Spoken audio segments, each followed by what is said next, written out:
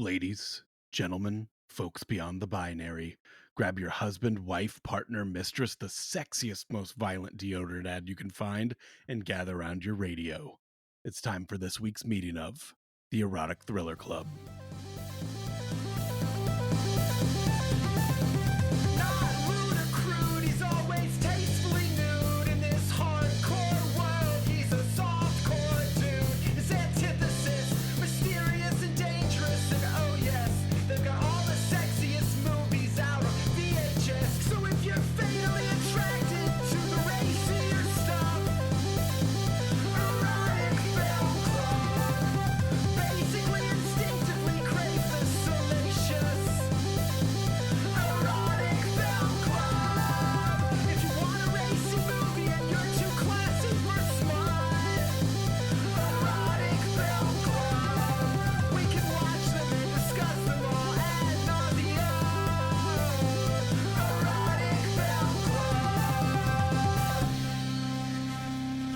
You're a controversial photographer who's having psychic visions of your work colleagues getting murdered.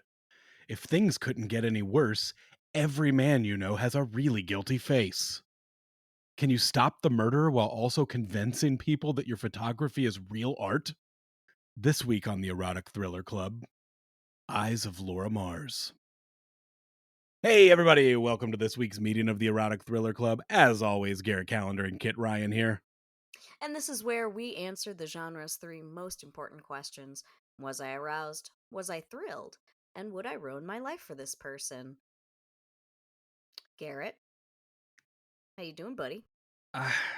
I don't know. This was a weird one to do. I guess Happy Halloween because we're continuing our Halloween series, and it felt fitting to do an erotic-ish, giallo-ish, Jollish.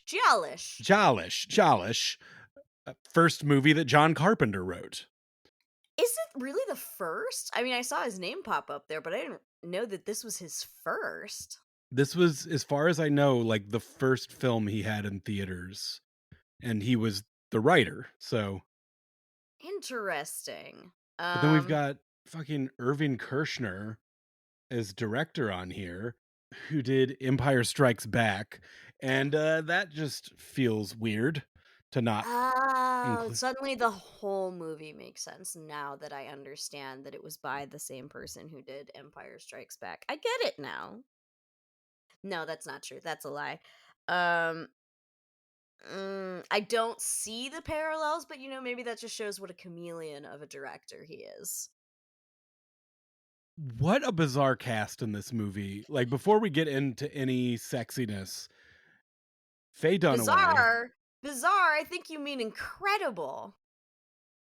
Okay, let's go back and forth, and we can, like, if we had to draft them like an NFL fantasy Ooh, ooh, ooh, draft, ooh, ooh. who's Oh, gonna I be love your this. who's gonna be your first? Number one draft pick, Tommy Lee Jones. Oh, good. Then you didn't take mine. My number one would be Raul Julia, uh, greatest Ah, he was my actor number of all two. time. No, Oh my god. he's the absolute goddamn best actor in the history of the world, and the best performance of all time is Gomez Adams in Adam's Family Values. Oh, yeah, yeah. I mean, he's an incredible actor. And he would have been my number two, but now I am drafting Brad Dourif. Brad Dourif is who I'm drafting as my next pick.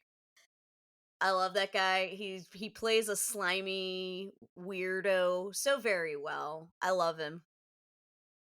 Well, then I guess I gotta go Faye Dunaway from our classic Mommy Dearest. I guess you have to, but like, I guess I have to go with Academy Award oh, winner Faye dang. Dunaway. Right, yeah, no, then I'm very happy to pick up, I don't actually know his real name, Odo from Deep Space Nine, her Wait, is gay that agent. Yeah, okay? the very Donald fabulous. Phillips, No, or wait, it's no, Renee. Renee Auberjonois. Right, Aubergine. I don't know. He's fabulous. I love him. I had no idea he had this kind of role in him with the big beautiful hair. It's Well, great. the big beautiful hair in this movie comes from it being produced by John Peters.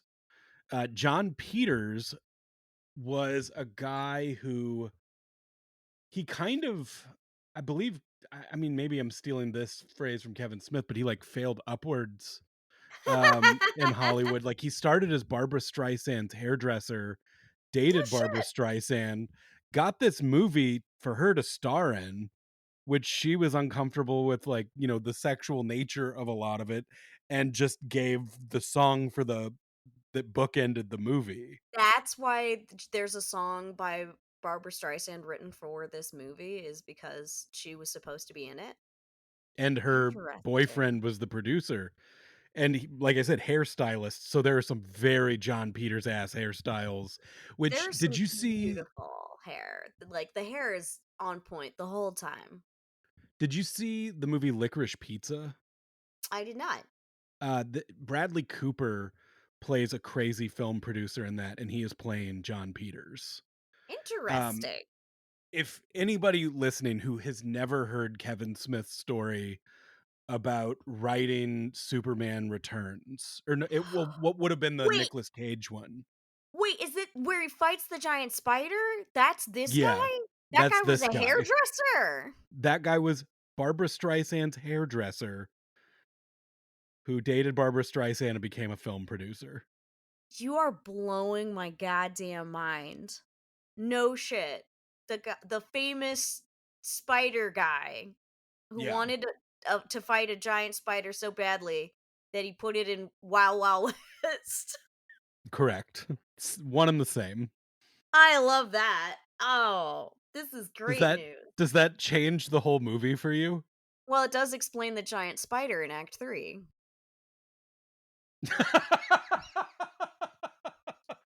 Took you a sec. Oh my god. This so okay, the movie, it opens with we're seeing murdering through the eyes of the killer, and Mhm. has kind of a psycho-ish feel to it. First You can person definitely view of going around and stabbing you things. can you can really see kind of the pre-Halloween, like, John Carpenter-ness of it, which John Carpenter, I guess they ended up doing a rewrite on it. David Zalek Goodman that did Straw Dogs was brought in to rewrite, and I guess John Carpenter hated the rewrite. He seems like a pretty grumpy man though, so I don't think there's much you could do to please him. I mean, didn't they change who the killer was though? Like, wasn't that part of what was changed? Is Because I that would why love to know. I would love to know who the original killer was supposed to be.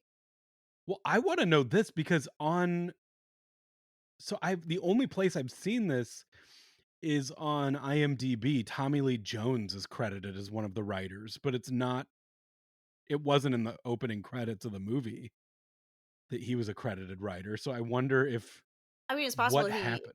improvised one of his, weird monologue at the end or something. Oh, Tommy Lee Jones actually wrote his own monologue, beknownst to the Writers Guild, but accredited it to the film's director. There Okay, you go. I found that now. Um, Tommy Lee Jones, perpetually an old man. He was He's the 32 in this movie. And he somehow looks older in 1978 than he did in The Fugitive in, like, 94 or whatever. I think it's the hair and the eyebrows that really age him. He's got more of a unibrow thing going on here. He definitely needs that cleaned up a little. And something about the 70s hair just doesn't suit him particularly well. And there's a lot of close-ups on his beautiful craggy face, and you get the feeling that, like, so Tommy Lee Jones wasn't always an old man, but he did always have an old man inside him, clawing his way out, desperate to reach the surface. I would guess that if you found the earliest known photo of Tommy Lee Jones, that you'd be able to tell even as a baby that was him. And Probably. also, a bizarre thing, he wears a lot of turtlenecks in this movie, and at a certain point, Yeah. we notice, like, dude's got a thick ass neck. He's got like, if you've ever seen the neck of, Corpse Grinder from the band Cannibal Corpse, he has a very thick No. Garrett, I can't say I've ever seen that. Well, he is the inspiration for the TV show Metalocalypse, the lead guy in that. But he has a very thick neck Oh. from years of headbanging, and I wanna know what Tommy Lee Jones' Ah. excuse is. I can think of several, none of which would be appropriate to discuss.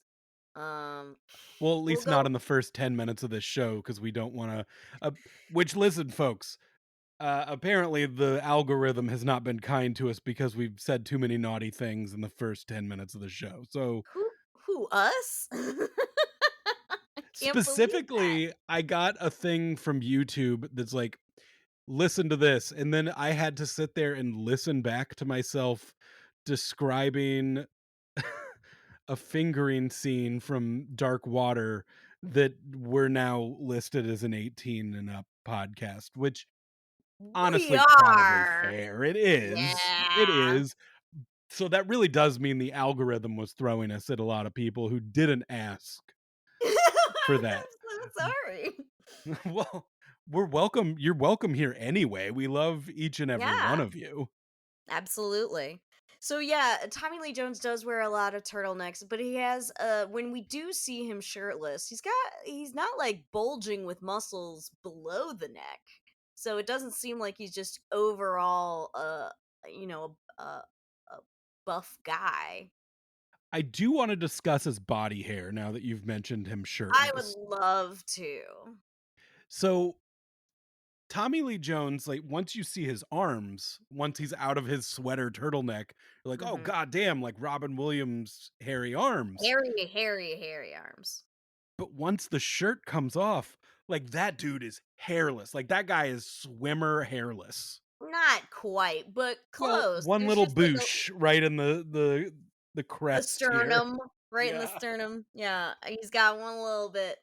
Um, yeah, it is surprising. You do expect there to be a more even distribution of hair on the man, but that's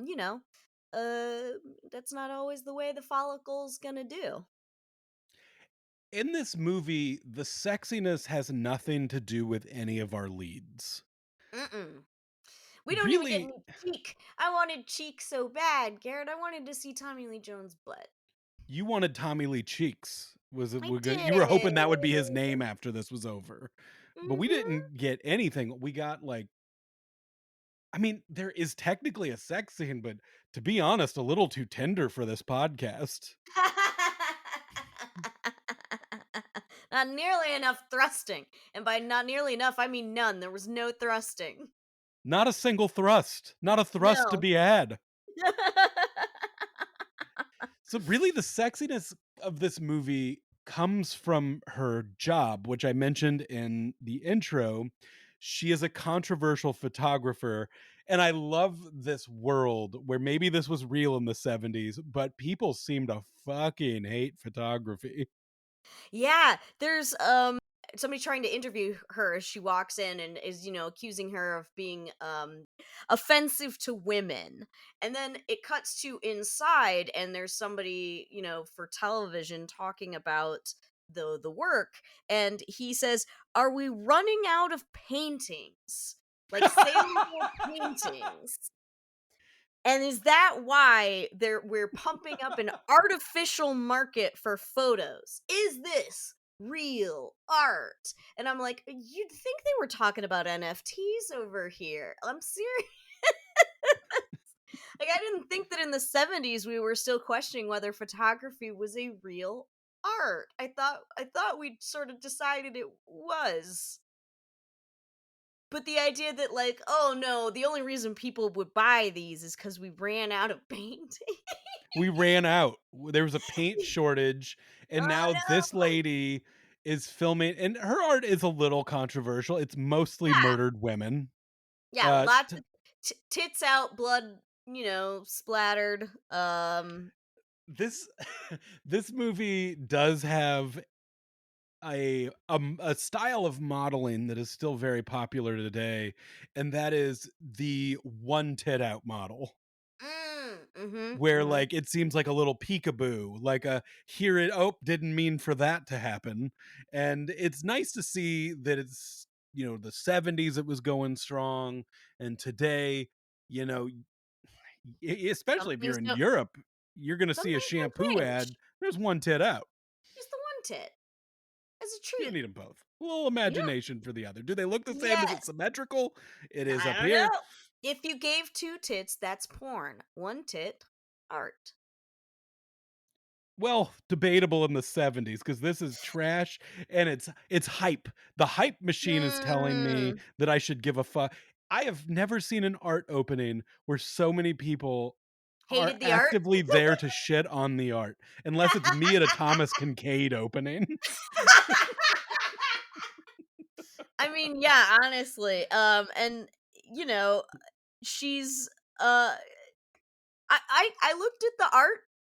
I thought it was fine. I thought like honestly, I've seen worse. It's not gory or anything. The women don't look super dead. It's not like she put them in really realistic death makeup or anything. They're just pretty ladies like, but this one's like falling half off the bed and her eyes are kind of rolled back in her head, and I just it doesn't I was not offended, but then again, I am from the modern era. And as we all know, people sensibilities were very different in the 70s. They were all prudes.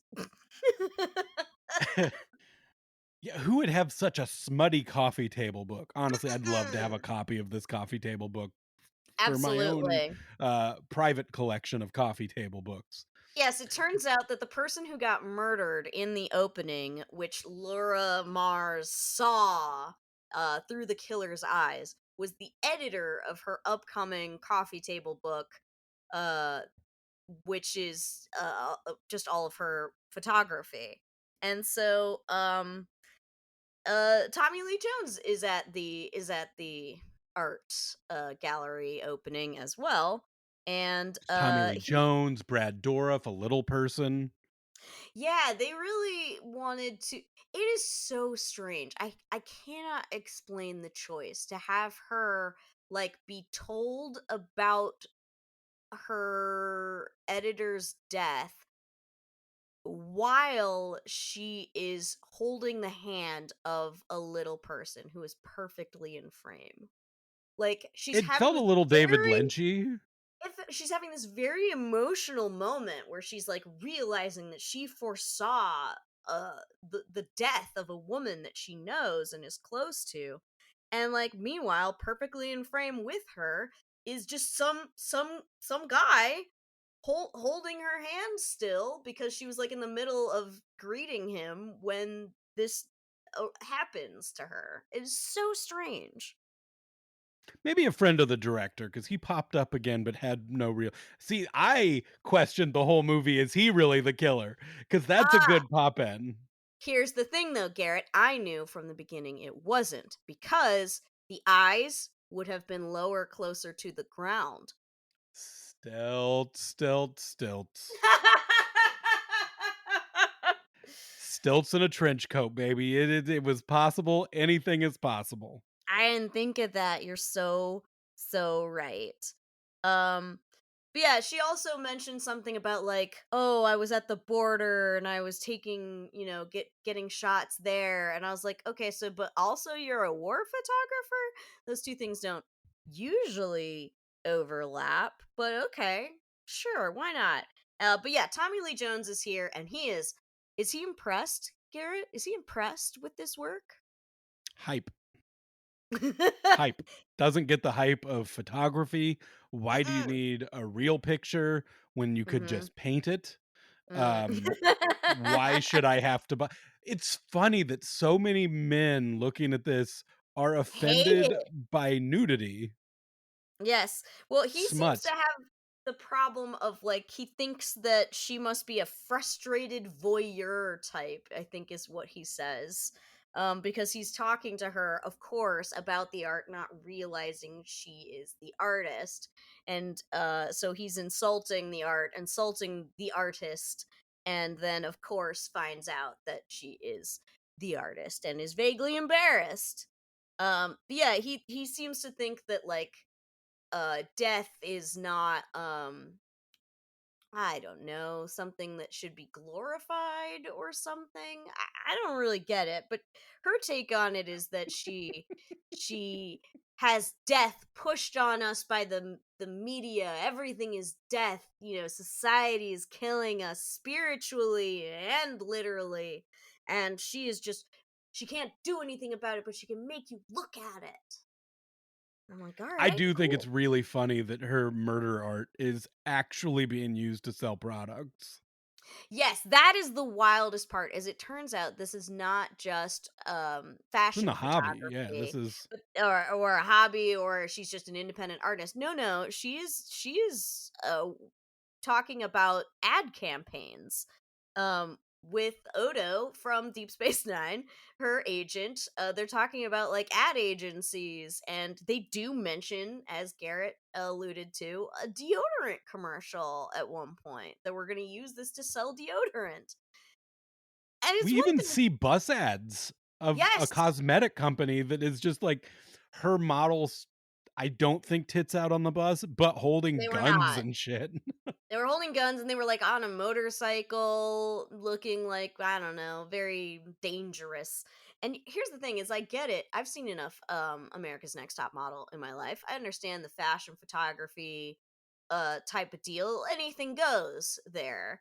But deodorant does not seem as easy of a sell here. Are you I mean, there's telling me? See, I bought deodorant based on The Rock telling me to buy deodorant. If a topless lady with a gun to my oh. head is trying to sell me deodorant, are you kidding me? I am not a loyalist to The Rock's deodorant. I'll switch. That's fair, man. That I can't argue with that. Um, so What's the yeah, most violent ad you've actually ever seen? Can you think of like an I mean, advertisement that used other than like a movie I preview or do something? remember the one that was very famously controversial, which was when it was like the PlayStation handheld console thing, and there was a black version and a white version, and so they thought a really good idea for their marketing campaign would be to have a black woman and a white woman fighting each other. And everybody was like, "That's fucked up," because it was fairly violent, and I don't know that it sold all that many PlayStation whatevers, but I do remember that ad campaign being very controversial. Okay, second question outside of Mhm. this. In this, photography is not art. It's Not art. bullshit. It's hype. Bullshit. What current medium of art do you think is not art? And I think we're Um, living it currently as we speak. is it podcasts? I think it's Podcasts are podcasts, not yeah. art. Not art. No, podcasts are like that just fits in the tradition of radio, right? Like radio is art, is it not? I mean, okay, there are seven main art forms, I'm told, right? It's what? Painting, sculpture, uh Professional wrestling, no, no, theater, free which I think professional wrestling can fall into. freestyle Uh hip hop, like Music, I think counts. Uh Photography or cinematography, that is one of them. Um I can't remember the other two. Dance? Was dance one? No, dance counted under theater, I think. Can't remember. Point is, I feel like writing. Writing was one of them. I can't remember the other. It doesn't matter. Point is, I would say AI shit ain't art, and I'm really ready for that to be gone. I hate that shit. you know I think that AI would write a sick erotic thriller though. Like, if you let yeah. AI write a script and then shot it in the insane way that AI writes and did it literally exactly the way it said it, like, it would have its merits. God damn it, Garrett. Um But uh you're right, you're right, Yeah, you're right. it's not art. It's not art. It doesn't have intent behind it. Therefore, it is not art. I understand your question of whether what we do is art. Answer: no, it is not. It's nonsense. Why? What else do you think is not art that people currently think is art? Architecture. That was the other one of the seven arts. Boom, got him. Really? I'm Architecture, not yeah. saying that like buildings aren't works of art, but it seems like that'd get lumped in with painting or drawing or one of those. Painting, I don't know. drawing. No, like Frank Lloyd Wright. That's that's art. The what's the guy that in our college town? Or all of his domes, A Buckminster Buckminster Fuller. Fuller. Yeah, that's art and math. So It's not teach the one. sexy though. Well, it's a Ah, little. come on. It's a little sexy. You've never seen a Bucky Dome and thought, I'd like to give that a squeeze. I'd like to give that a plowing. Back to this movie.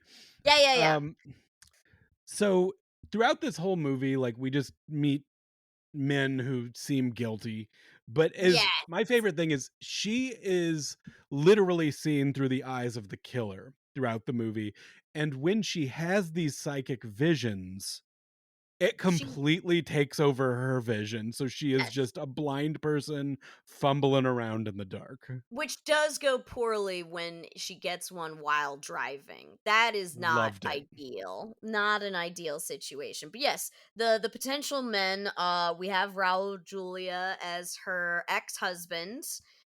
He plays the slimy ex-husband very well. He's very manipulative of her. He's negging her in order to and blaming her for everything and then gets money out of her.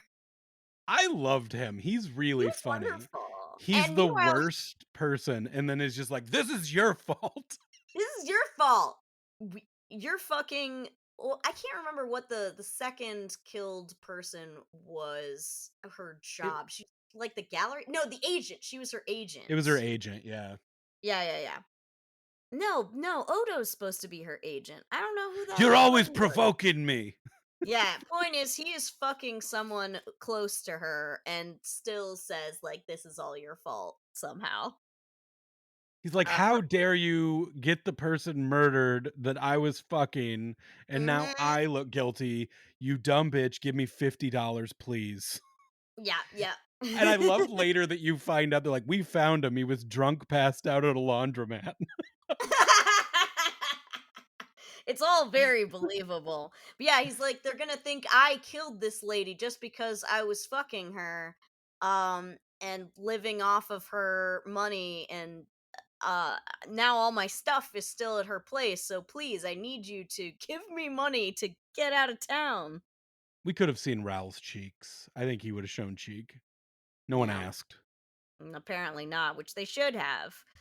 Um, yes. So among the other suspects, we do have Odo, with his her very fabulous agent type guy. He organizes a bunch of shit for her, and he's kind of manipulative of her too. He's definitely like, all these people are going to be out of work if you cancel this shoot just because people around you keep dying horribly. You don't want that, do you? Ugh. That's pretty selfish, don't you think? Mm. We got young Brad Dourif, and my God, is he well coiffed? His hair is incredible. The hair, the beard. Mm. He really has it going on, and I feel really bad for him in this movie because, at the beginning, he's in a suit at the party, he's her driver, and then it comes out that he is a former criminal. But Yeah, the police start hassling him over a switchblade that he carries. When they start questioning everyone who is associated with her, they take a special interest in him because of his criminal past.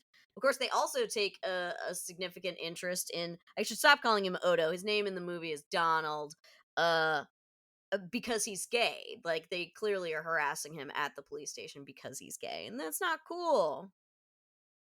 so a scene happens at the police station after I don't remember if it's the first or second kill. Third Well, kill. which kill Is is it it? that like Tommy Lee Jones is at the police station and we find out he's been a cop this whole time. And I mean, I almost want to spoil the movie with this because so he shows her the book and's like, "Have you ever seen this book?" And it's her because the killer is stabbing everybody in the eyes. Yes, that is the thing, is that the killer kills everyone by stabbing him in the eye with like an ice pick or something similar, some long thin thing. And the he shows her the copy of her book, which is unpublished, so there shouldn't be that many out there. And her face on the cover has been stabbed in the eye. Had he already And seen that book before he went he must to He must have just seen it at the editor's house because she was the one working on the book. So I assume he just ran into it there while he was in the middle of killing people. because it seemed like because so maybe the person I watched it with was mistaken, but she was like, "Oh, the he saw her on the cover of that book. Her face is the cover of that book. He already knew what she looked like when he went to that party." Oh shit! So, Cause like, oh he's my been god! You're right, that woman was already dead before the party and started. he went there to, like, investigate, which is what you find out when she's at the police station, and he's already got the book. So, I think, like, I was watching with our friend Kelly, and she Ah, was hey just like, Kelly. "He's the killer. He sees her. He knows that that's her face on the book. He knew what she looked like." But then why did he say dumb things to her like he didn't know who she was? That's because I think he's, like, fucking with her. Is he fucking with her? Because I was not clear at the end whether or not Tommy Lee Jones had multiple personalities or He for something. sure does. He So for maybe he sure doesn't does. know that he knows, like, it was a different version of him that did that, and so, like, the second personality didn't know who she was. I don't know. Yeah, point is there's a Columbus Circle photo shoot with a car on fire and hot models catfighting. That sells lingerie, baby. It really is just a long series of who's gonna get killed next, where is she going to be when she's having these visions, How but bad is that going to be for her to suddenly be blind?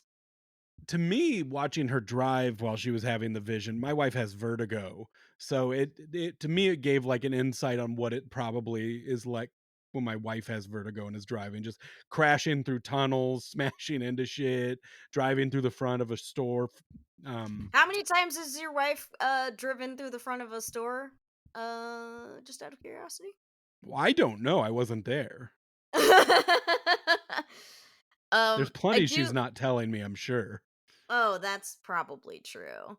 But yeah, the cops, of course, don't believe her at first when she says, I saw it, and they're like, "You were 5 blocks away. What'd you see it with? A telescope?" Ay. See, these cops to me are the real movie because they keep having to get called out because she's having psychic visions. And a Yes, night late 70s New York police officer having like getting that call and being like, I gotta deal with this fucking shit again. Like, this bitch, and oh my god. I was just about to sit down to dinner with my wife, and this lady's having psychic visions. I don't buy it. Yeah, so Tommy Lee Jones, along with showing her the copy of her book that has been stabbed through the eye, also shows her some crime scene photos that look exactly like her photos, like the angle and the way the body is positioned. Um, and these photos are like 2 years old, so the crime happened before she made the photograph. So it's not like somebody saw her photo and then was inspired to kill in the same way. And she's like, that was around the time where I started getting flashes of murders and violence, and I was just trying to like make art out of it. Do you really think that I would commit a crime and then take a photo that looks exactly like my crime? That's stupid. Do you think that that does make her a hack and that everybody was right? I mean, her work only started getting big, Garrett, once she started doing this kind of murder shit. But So by the end of this movie, do her visions disappear? Do you think, Or or does she keep having visions of someone else killing? no, Garrett, I my theory is that the reason she saw through Tommy Lee Jones's eyes when he was killing is because they are soulmates. He did seem to believe that. They did fall in love very, very They fell fast. in love very fast, and they were talking as after in their post-coital bliss about like you go through your life alone and you don't realize, and then once you find the right person, it's like so lovey-dovey nonsense. I've never spoken that way to my fiance. I don't think real people ever do. Um, where it's like, and then you can't imagine living without them, they're your perfect blah blah blah. So yes, I think that the movie is telling us that they were soulmates, and that's why she can see through his eyes when he's having these moments. Hmm. If you found a better explanation in No, the I'm movie, just like, I'd love to hear it, because there is no actual explanation for why she got these visions. it's just so annoying that this late in life you become a psychic. Like, it seems like it would be hard to deal with. Like, if I just suddenly started having psychic visions with all the other shit I have going on in my life right now, I couldn't handle it. That's an extra thing I don't need. It's so true, especially when you're in the You're like, middle of I'm a trying to very plan a wedding. I'm trying to plan a wedding. I have a very expensive photo shoot with a car on fire right now. I need to concentrate. It does make me think though, like they had kind of like it was like a meet cute murder. Um, Mm, and that actually does sound like a Cannibal Corpse song title. So it's making me think that maybe that thick neck he is. mm. So, let's see. Sorry to break in there. There's more shooting, and by that I mean photography shooting. She keeps saying that like, "Oh, I can't do it," and then everybody pressures her to go back to get back to work, and she Yeah, then everybody's keeps having standing visions. around. Yeah, what are you gonna do? One of the Make these shoots, beautiful models waste their time? she really does run away from a film shoot to a crime scene. Like, you don't even realize that the film shoot is still happening, and she is just now looking at a murdered lady. Yes, yeah, and that's why I think all those people got dragged in to the police station to get hassled. That was hilarious. That was really good. I think the sexiest murder we get is a couple of the models that Mhm. are living together and giving each other a topless massage. Yes, which that is what that's all they wanted to do was give each other sexy massages. I don't see why they had to die. It's so sad. Well, they Yeah, the participated in smut, hmm. So I which like to seems to think be the that they are lesbians. They rebuffed, every man who came at them uh because they were all creeps. Brad Dorf tries to hit one of them. It goes not great. It's just a red herring so that you'll think Brad Dorf kills them when he doesn't. Um but yes, I don't know. They go on to the next shoot, and this one is like sexy ladies at a pool party, and then there's a murdered man in a suit, and she gets like a vision of another man in a suit, and someone hands her a gun, and she doesn't want to touch it. She freaks out. She's like, "Give it to the model." Also, there was one it's really weird throwaway line where they're getting the girls ready, and she mentioned something about covering a girl's eye. And I was like, are they just casually talking about how they, like, one of the girls has a black eye and they need to put makeup on it? see, I couldn't tell if she had a bad like makeup on already, and they're like, make sure those eyes get covered up, or if she did have a black eye. I was I very think it's supposed to be that she has a black eye. And I think this movie has capital T thoughts about violence violence against women, violence in society, violence in art and the media, and it doesn't know what to do with any of these capital T thoughts. It just throws it out there and figures in the dark room presumably art will have been made.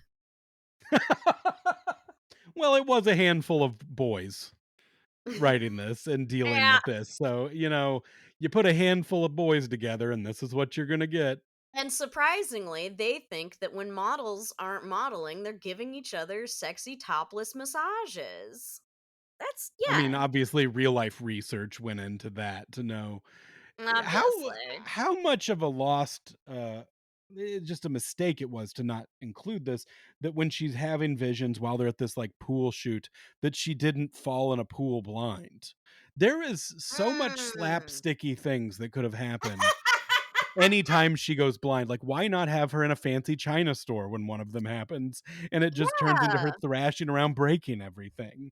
It's See, not even clear until like her fourth vision or so that she actually is blind while these are happening. It takes a while for them to get to the funny stuff of her stumbling around. and driving over pedestrians. I'm just saying, reshoot this movie with Rowan Atkinson. Mr. Bean is going to bring out things within this story that you didn't know there could The be. part where she is running and seeing herself being chased, right? Like she should have been falling a lot more while that was happening because that would be so disorienting to That's, be like, yeah. I'm running and then suddenly I see myself from behind. Like that would be so hard to keep running through.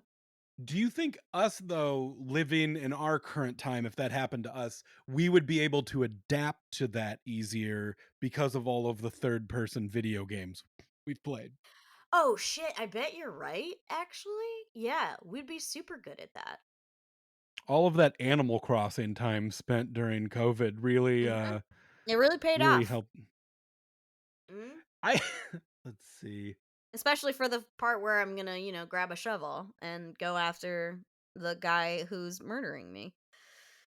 But yeah, that was one of the ones though where it didn't entirely make sense. They're clearly trying to set up when she's running that you're supposed to think that it is her fabulous agent Donald who is the killer because he's like the only person you see, and then when he catches up to her, like it is instantaneous. There is no way he did not see the actual killer. He is right there, which is why you think it's him.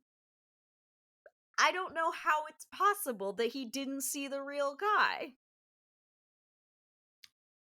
Magic's weird, Kit. I mean, is the Mhm. is the vision really real time? I Is don't know, it that's a good point. I don't know how psychic visions work, and God willing, I'll never know. so so yes, she's in the dark room and she sees the vision of the models getting killed. She's stumbling around trying to get to a phone to call them and let them know that they're about to be murdered. She realizes it's too late, and then we cut to the funeral for the models where the priest gives a very touching speech wherein he says he did not know them personally, but he wanted to say something about them, so he pulled out his Webster's dictionary and looked up the definition of the word model. The funniest thing in this whole goddamn movie. I was cracking up. I was like, what? These people don't have families that they could get for this? We really need this guy. See, I thought the funniest thing in the funeral scene was there's a bereaved man who's Hmm. just like, "Why did you do this to the planet?" He is big reacting, like Oh, bigger yeah. than Mrs. Kittner in Jaws Oh, when it's she finds out that that insane. Chief Brody knew there was a Hmm. shark in the water.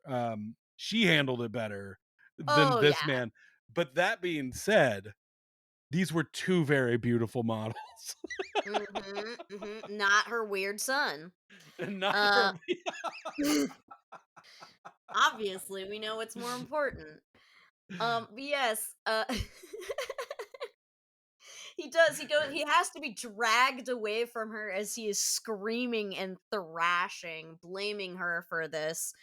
And Tommy Lee Jones offers to take Faye Dunaway out into the woods so that she can have some time to she doesn't want to go back to the city right away. She's so traumatized. She's like, "Is But this before they really head my there, fault?" they saw the little guy again. You weren't like, Yeah, you're right. He was at the funeral. Of course. He knew what? those I mean, girls. you could say he was lurking or just being a regular person at the funeral. I'm pretty sure he was just there to like be a regular person. I I did think have a moment where I was like, "Wait, are they showing him again because he's the killer?" And that's it when I could be realized, anybody. no, no, the camera would have been lower to the ground if he were the killer. Stelts. Point is, they go out in the woods. She's talking about how sad she is and how she feels so guilty. And he's like, "It's not your fault," which he should know because it's his fault. And then next thing you know, they're making out. He's a terrible police officer. Yeah. Yeah. Well, I mean, yeah, I Garrett, most police know. officers aren't supposed to be the actual murderer. So yes, he is in fact a terrible Okay, police officer. yeah, you're right. Like he's already done the killing, so kissing Mhm. on the person that honestly, even a potential suspect, because for all we fucking knew, she was the killer this whole time, and she was No way. She has alibis for all of these murders. The photo okay. shoot one, she is surrounded by people. That's true. That's yeah. But she does run. So, yeah, no, yeah, nope. You're right. You're right. You're right. So they both know it's wrong, but it feels so right. It's so unprofessional, but he can't help himself. And then next thing you know, they're naked and we see nothing. We just see them sort of cuddling. Disappointing. Yeah. This I mean, I don't know where I maybe misjudged how sexy this movie was going to be. Mhm. Do you think it was Mhm. not sexy enough for this podcast? Do you like I feel like we do need to make up for it. I do think we need one that's extra sexy to make up for it. But here's the thing though, is it follows so many of the previous ones we've watched. It has a lot of giallo influences. You see with the first person camera of the killer wearing gloves, right? It has those elements. And also, I'm pretty sure the mystery is solved in the exact same way as Dance with Death, which is introduce a lot of skeezy male characters, then kill them off one by one until only the police officer is left. And therefore, it was the cop the whole time. Tale as old as time. Tale as old as time, song as old as rhyme. The cop who's Her investigating the friend dressed murderer. in drag. Yep, the cop who should not have. You should have known he was too unprofessional for this because he's trying to have sex with you. So if a cop is listen, here's a word of helpful Don't advice to all you ladies fuck. out here. And if the cop is investigating a bunch of murders that happened around you and he's like supposed to be protecting you, he did it. He's don't fall for it. Don't fuck him. He's the murderer. Sorry. It's just the way it is. Sorry, I'm looking up young photos of Tommy Lee Jones right now, and Uh-huh. I found a photo of him from when he was 24, and he looks older at 24 than he does at 32. I think he's got Benjamin Button disease. Oh, you may be right. Cuz here's the thing, I I do think he looks better now. I think he is a handsomer man. He's grown into his looks in many ways. All right. So Sorry. Donald throws a birthday party for himself. Uh it's Brad Dorf's not invited. He carries in the gift from Faye Dunaway and then is basically told to come back in an hour. And he's You were clearly okay pretty before sad we knew about you were it. a criminal. Yeah. Now, But even though you're the same now, person, we don't care for you. But mhm. I'll be honest, I didn't wanna be at that party as a viewer. That What party are sucked. you I was talking about? like, They were playing bridge, Garrett. What could be more fun than that? I don't know, they were kind of annoying, like, everybody seemed like old creeps. I They just, like, used wasn't into that. trick candles on the cake. You didn't think that was a good gag? No. Well, that's probably why he died, because he was wishing to not get murdered, and they were trick They wouldn't candles. they wouldn't go out. Yeah, so That that's sucks. unfortunate. That's actually his death is on his pals. And honestly, just another reason why I love this actor, like, as he's going in to give a piece of cake to the guy playing piano, he is singing to himself, "For I'm a jolly good fellow." Then he puts the cake down in front of the piano player and says, "Don't take your hands off the keys," thus implying that this man should just put his face, like, directly into the cake to eat it. I loved Okay, every second of it. good party then. You've actually changed my mind. Thank That you. is an ideal way to eat cake. Yes, yes, it is. And so she gets a call saying, "Raul Julia's drunk in a laundromat and needs your help," I guess. Well, he's threatening to kill himself at Yes, the he's laundromat. threatening to kill himself, and she wants to go see him, but she doesn't want the cops that are supposed to follow her because she knows that they might arrest him on suspicion of murdering the woman he was sleeping with. Um and so she and Donald have a great plan, which is that they switch clothes so that the cops follow the lady in the dress, that and they don't see her sneak out after in Odo's clothes. And when they stop him and realize that he is not Faye Dunaway, they ask, "Why are you running around dressed like this?" And his response is, "It's my birthday." I that was maybe the best thing anyone said in this whole movie. I can do whatever I want. It is my birthday. Yeah. But this is when, of course, she gets the vision while driving. So she doesn't even make it to Raul Julia to help him, because instead she crashes her car into several things. It's actually a pretty well done chase sequence. It's Yes. certainly the most high budget thing within the movie and the most the camera has, like, had to move and the most Mhm. action. Just the yeah, there's a lot going on in that scene, and I think though sorry, I've been sitting here thinking, like, if I had to Uh-huh. have psychic visions to another Uh-huh. person, who would Mhm. I most fear to be in the eyes of? Oh boy. Okay, good question. Well, I my I answer, I've got it Oh, already. okay. Yeah, what do Because you got? I would be mortified if I lived my life normal, but Mhm. then suddenly I am put in the head of Britney Spears as she records her TikToks. That's what you would have a problem with. There's That so much twirling, Kit. If I'm suddenly blind but also twirling, you would throw the fuck up. I would throw up and break everything around me. And that is a terrible life, and you try and explain that to a police officer. It's like, "You don't understand, officer, she was twirling. She was twirling, and it's dangerous. She was holding a knife."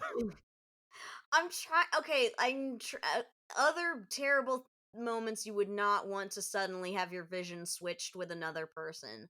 Yes, while someone is murdering someone seems pretty terrible. Skydiving also seems like it would be very unsettling. Um, I don't know.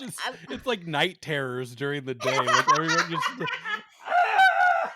Only Just sudden. worse, you're not paralyzed. You're fully free of your body to then crash into shit.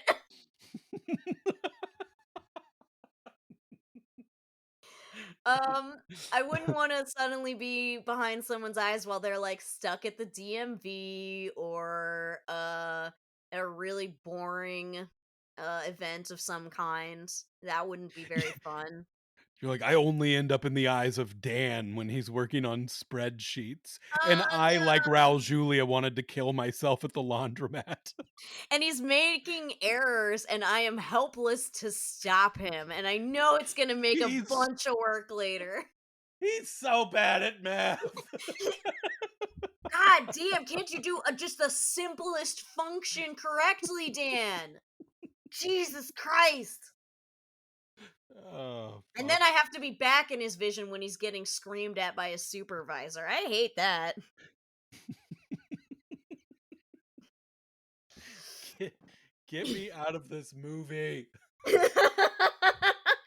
Get me to the end. Nothing sexy happens for the rest of the movie. Yep. So we're running out of suspects. Only Brad Dorff is left. So the police are like, guess what? It's Brad Dorff. We found one of his playing cards in the elevator the under Donald's dead body, and therefore we think he did it. And um I don't know. Brad Dorff tries to talk about how he definitely didn't do it. He's not very good at explaining himself. And next thing you know, he's running out the door, stabs a cop in the stomach with his switchblade.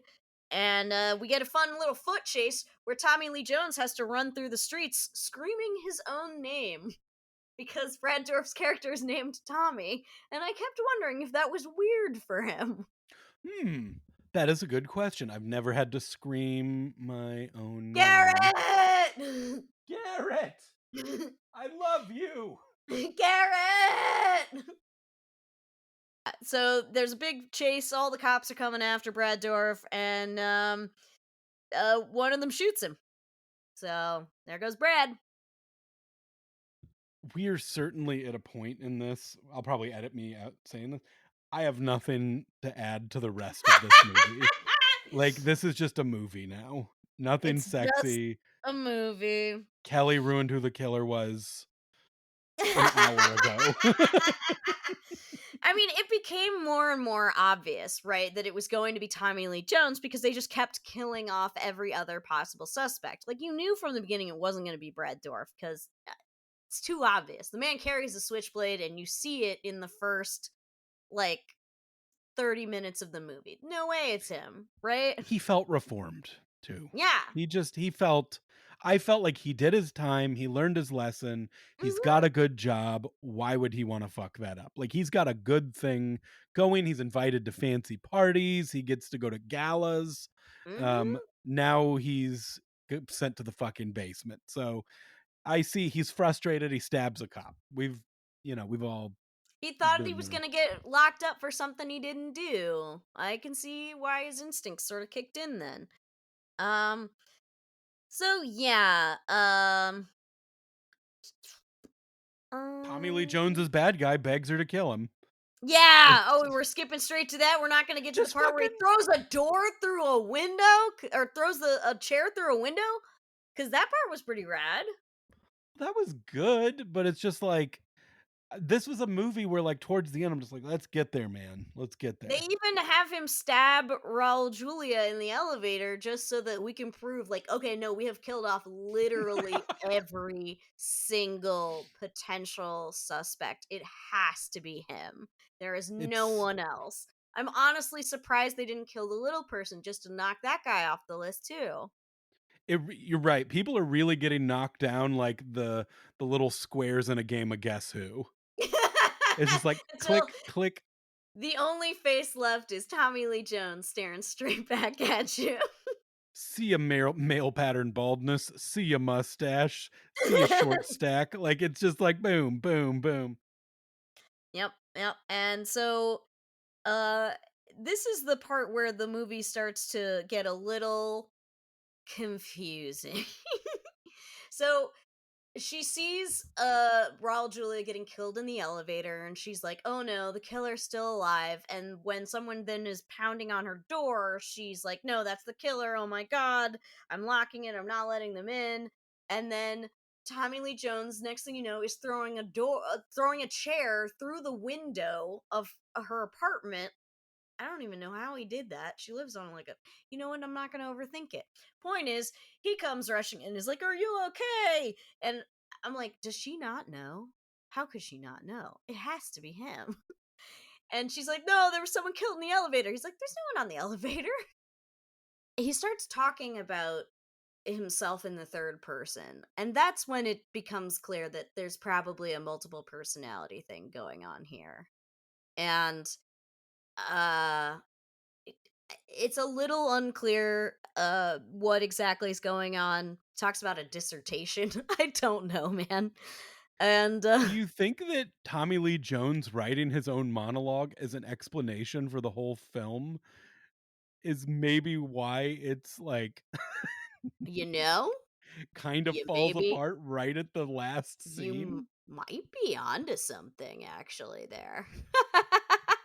That's weird if they're just like if he's like, "I took it upon myself to summarize what I think the is that fucking happening." Yeah. Yeah, this is what I think my character's backstory is. He's crazy. And that's why I don't hear John Carpenter talk about this film all the time and, talks about, like, Halloween and The Thing and, Escape from New York and And the many, many others. So yeah, next thing you know, he is begging her to kill him. just like Raul Julia at a laundromat. Yeah, and this, that's why she didn't want to hold the gun before. She was having a flash of this guy, I guess. I'll be honest, I don't care how true a love it is. If somebody's monologuing at me like that You're and just gonna then is shoot. like, "Kill me," it's like, yeah, 2 steps ahead of you, pal. Do it before he gets halfway through this monologue. If I had a nickel for every time somebody monologued to me about their mental illness or vice versa, me doing it to them, In which case, they would have the right to shoot you, I suppose. my my meds aren't working. That happens to me sometimes. You forget to take your meds and you Mhm. fucking monologue too hard at everybody. That is literally, yes, happened to me. It's that, yep. So, For um, real, like that is a thing that happens. I'm not saying with just you. I'm saying me as well. Like this is actually an outlet for our mental illnesses. otherwise I talk too much. So yeah, Garrett, so if this is a soulmate based thing, how would you Mhm. feel if throughout the day you randomly were in your partner's eyes? Once again, depends. It sucks that her soulmate is an insane person. Mhm. It really is just a bad stroke of luck on this one, but, Yeah, that's I think what the she'll rebound. that's honestly the problem with the idea of soulmates, isn't it? Is that, if there's only one person meant for you in the entire world, there's nothing saying that they aren't also a serial killer who's targeting all of your loved ones, you know? Because it isn't even loved ones, it's just work colleagues. Like, most of these people throughout, they're like, "Did you She know them?" And they're like, "Yeah, I mean, I worked with them, but I didn't, like, know them." Yeah, yeah, that's a good point. But then again, she doesn't seem like she's got a bunch of friends and family. You don't see her, calling her mom, talking about how hard this all is, or her sister meeting up for coffee to discuss how sad this is, or her Do you friends taking her out for a drink. She only knows people from work. It's like you're at a workplace comedy, like sitcom, where for some reason none of these people have lives outside of their work colleagues. do you know how much better Sidney Prescott's life would be in the Scream movies if vague acquaintances kept dying and not the people she's closest to? That's a really good point. Like, what the fuck? This is a movie where this lady has to deal with vague acquaintances dying? And Raul Yeah, Julia. and Raul's Like, really, but like where you're like, that's her ex. That she's better off without him. He was just sucking money out of her and making her feel bad about herself. I mean, it's like if I guess if you get down to it, the people that died are her editor, her agent, uh, her couple models. driver, her models. and like a gallery owner type person. Like there's nobody here that is, you're right, a close personal friend. She only Other than, has well, the guy who dressed in drag to help her get away was, like, the closest thing she had to a real friend. but again, he also is through work. For sure. Like, we didn't see her best friend get murdered, we didn't see Mm-mm. her sibling, we didn't see she didn't have a Parents, different lover, not even a you know, dog, not even a dog, Garrett, to get killed. That sort of says something a little sad about this woman's life, don't you think? That, like, she didn't have anyone closer to her for the serial killer to murder than her I colleagues, kinda love that her it took us this long coworkers. to be like, "Oh, this woman's vague acquaintances," where, like, they I mean, she will feel a little responsible for sure, and she will go to the funerals, and Mhm. yes, going to that many funerals in that short of a span will fuck you up, And but, knowing like, that, she like, doesn't it's even really cry at all of them. no, she even says by the end that, like, she has run out of tears. She's got none left. Although she manages to summon up a few more while she's on the phone with the police, telling them there's a dead man in her apartment. Beware vague acquaintances.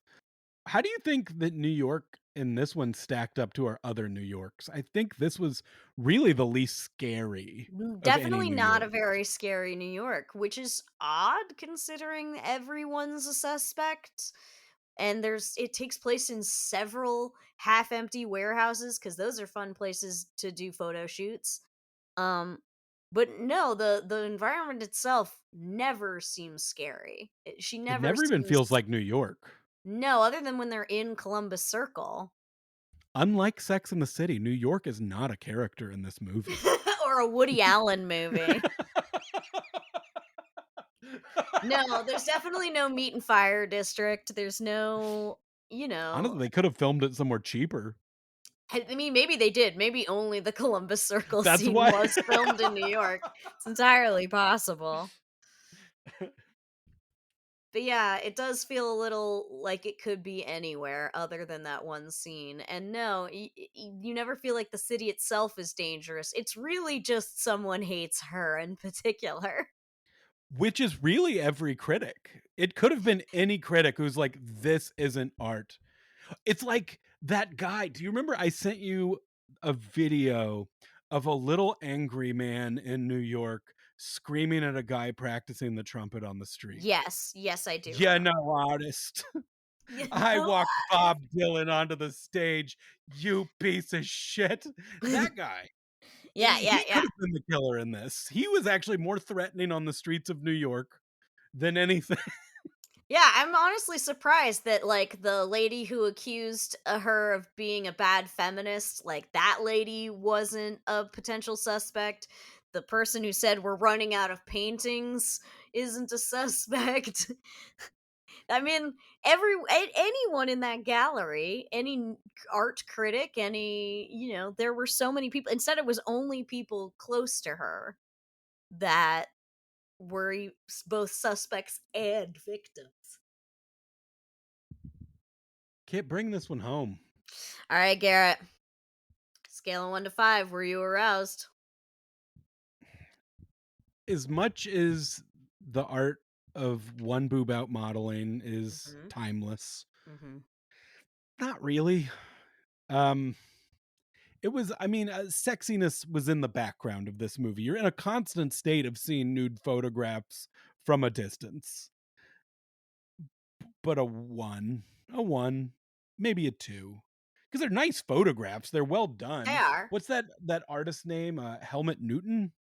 Mm. Do you know that he's like a famous photographer, right? He was a German Australian photographer who the New York Times described him as a prolific, widely imitated fashion photographer whose provocative, erotically charged black and white photographs were a mainstay of Vogue and Ooh. other publications. Oh, now that I'm looking at the pictures, yes, yes, I do know. Yeah, they So definitely he had this did kind of all the vibe. photography for this movie. Did he really? That's so Yeah, he was in the cool. Yeah, like, I mean, the photography is nice, which is funny that he signed up to be in this where everybody's like, "Your photos are shit." You know what I just realized now that we're talking about the photos? Like, her photos were inspired by the fact that she got flashes of a crime, Mhm, like, in her head. So, really, all this stuff that he hates her for, her degenerate art, was caused by him. He's the murderer. mhm.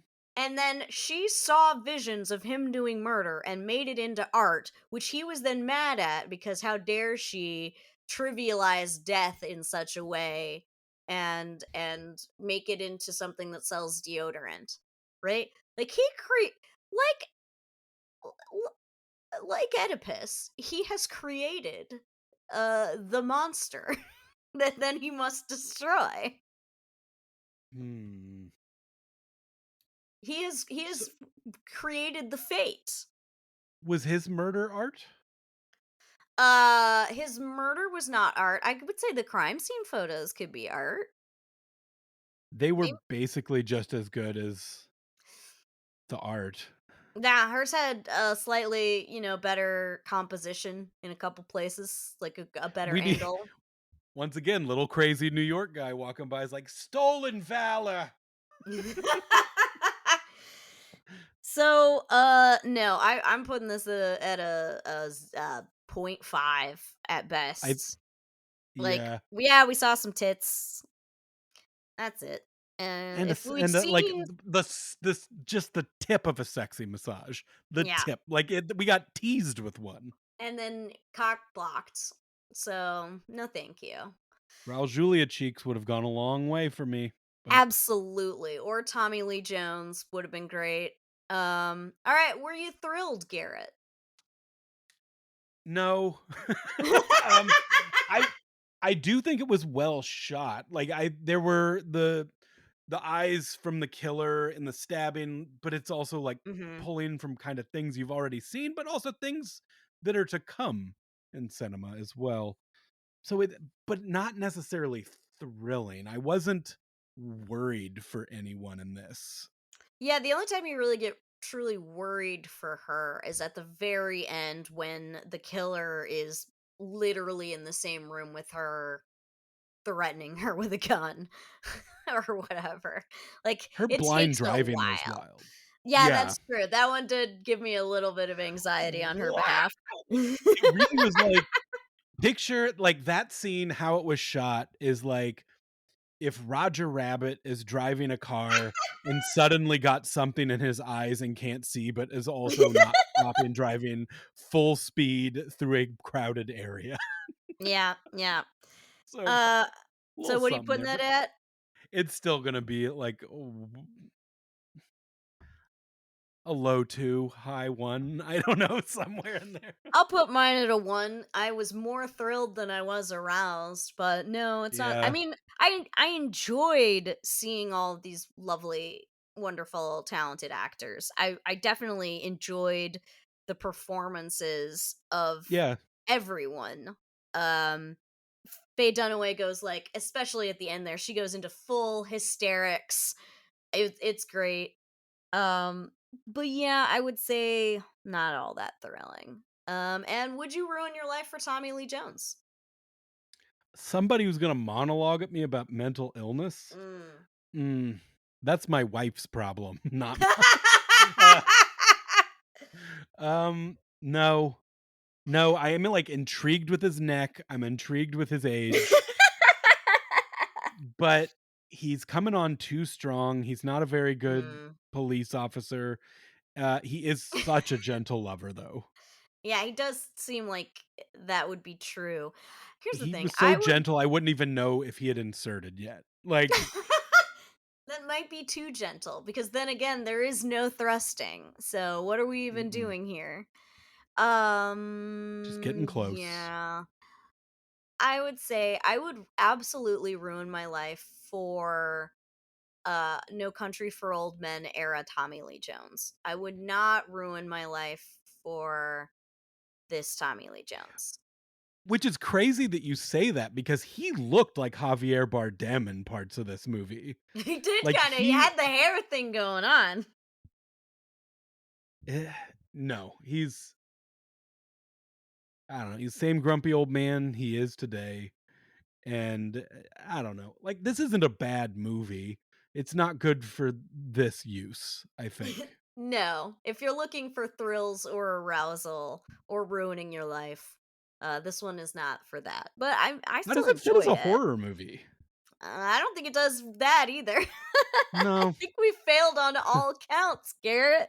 What are we we fucked doing up and here? don't have enough time to redo the Halloween episode. Ah! Ah! We That's could no. have just done, like, Slumber Party Massacre, and there's plenty of tits in that. Like, this is Well, we're well, hey, absolute everybody. failures.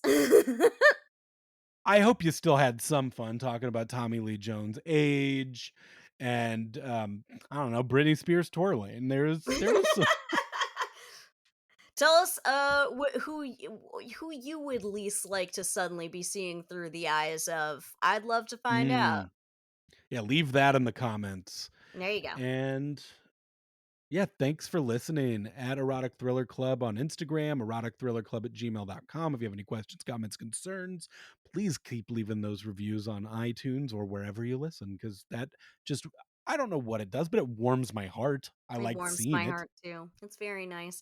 And if you're in America and you're able to vote, early voting has started. So in lots of states, go vote. Voting is good. It's good for you. And That's if all you're I in want. Nashville at the week of this release, I will be part of a comedy show at Third Coast Comedy Club on Sunday, November 3rd at 6 p.m. So come on and see me as a action movie expert at a comedy game show. How can you be an expert on so many different genres? Ugh, I very nuanced person. I like a lot of different things. I'm the president of the Jason Statham fan club. Um, self-proclaimed, self-proclaimed. Yeah, obviously. All right, take All us right, out. everybody. Thank you for listening. We love you. Wet your snails. We want to shake you naked and eat you alive.